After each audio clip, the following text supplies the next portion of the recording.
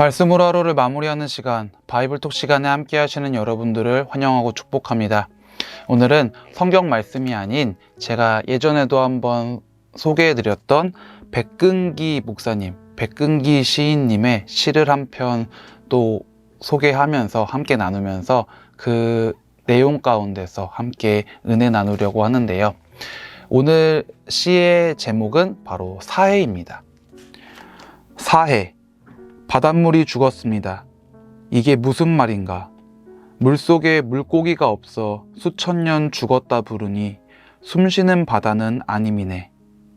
육지 안에 이 바닷속에 숨겨진 광물을 캐어 각종 화장품을 생산하여 그 나라 경제를 살리니 살아있는 바다라 부르네.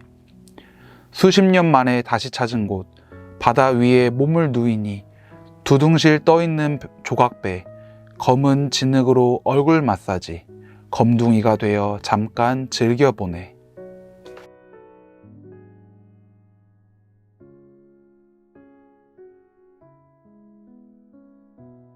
여러분들이 잘 알고 계시는 이스라엘의 이 사해라는 곳은 사실 바다 해자가 붙어 있기는 하지만 염분이 높은 호수라고 생각하시는 게 좋을 텐데요. 이 사해는 일반 바다보다도 염분이 거의 10배가량 높아서 생물이, 물고기나 다른 해양 생물들이 살아갈 수 있는 환경이 전혀 되어 있지 않습니다.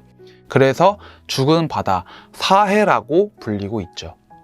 그런데 생물은, 물고기나 다른 해양 생물들은 전혀 살아갈 수 없는 이 죽은 바다, 사해를 통해서 이스라엘 사람들은 화장품을 만든다던가 관광지로서 많은 수익을 창출해내고 있고, 죽은 바다이면서도 다른 방법으로, 다른 방향으로 누군가를 살리고 도움을 줄 수 있는 바다로 사용되어지고 있습니다.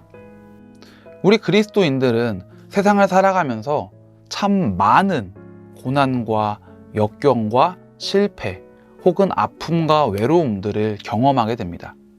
그런데 여기서 중요한 것은 그 고난과 역경, 아픔과 외로움을 어떻게 견뎌내고 내가 어떻게 하나님의 자녀로서 그 시간들을 보낼 것인지를 고민하는 사람들보다 당장의 그 죽은 바다와 같은 어려운 환경을 나에게 허락하신 하나님을 원망하는 그리스도인들이 훨씬 더 많다라는 겁니다.